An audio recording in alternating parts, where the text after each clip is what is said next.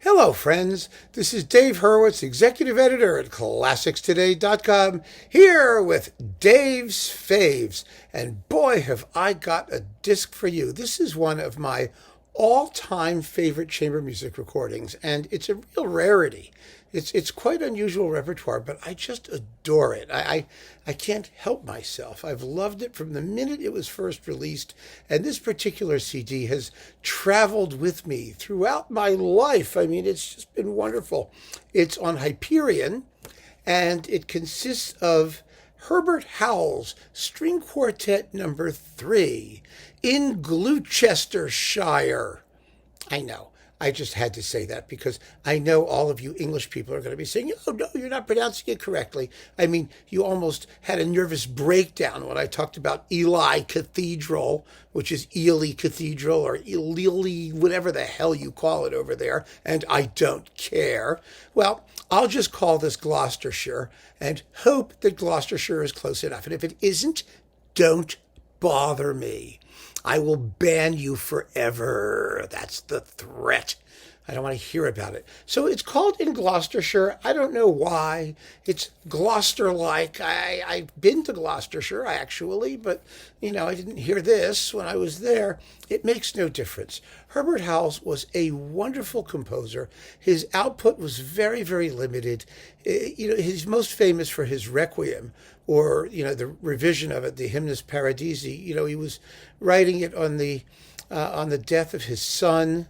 And after that, sort of the juice went out of him, and he became a very sort of reclusive composer. It's a shame. It really was a shame, because he was an enormously gifted voice in the English musical Renaissance. He really was. His choral music is glorious, really fabulous. There's some big mass settings with orchestra, which have been recorded by Chandos, actually, and a lot of beautiful music for string orchestra, and a limited amount of music for full orchestra.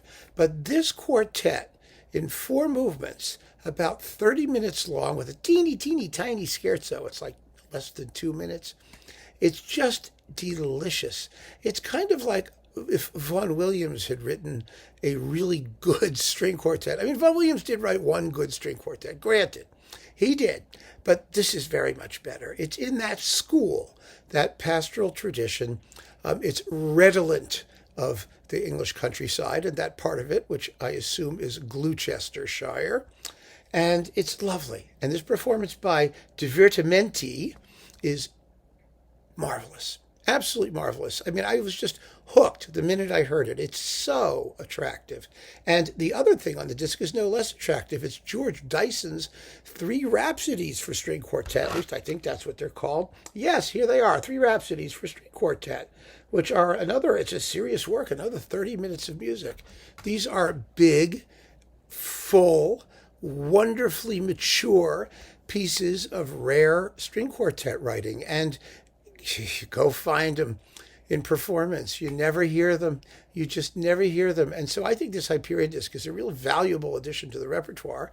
I hope it's still available or findable if it's not specifically available, because it's just a wonderful, wonderful thing and a major contribution to that fund of chamber music. Chamber music is an odd thing, I have to say, because first of all, it has a more limited audience than orchestral music or, the general fund of popular classics, number one. And number two, when you get into the ensemble in question, whether they're violin sonatas or quartets or quintets or trios, even for the regularly constituted string quartets, there's such a wonderful, wonderful repertoire, but so little of it actually gets played with any regularity. And I find that very, very frustrating. I really do, because the music is gorgeous and it deserves to be exposed. And there's, people need to have more opportunities to explore the chamber output of composers who they know for other things. For example, or if they for orchestral music or choral music or whatever, and they did chamber music. You need to be able to see an artist complete, take in their whole selves. And Herbert Howells is one of those artists who is a superb craftsman and a very, very serious composer. And so you want to be able to enjoy what he wrote, because there isn't so much of it, and really savor every bit of it. And I just think this third quartet is a straight out masterpiece. An amazing, amazing masterpiece, and you really should hear it. And the Dyson pieces are lovely too. Dyson was a little bit less interesting as a composer than Howells was, I think. But he was every bit as reticent and sort of, English, withdrawn type. But, he wrote good music. They all wrote good music. And the Howells Quartet in Gloucestershire, is great music. Truly great music.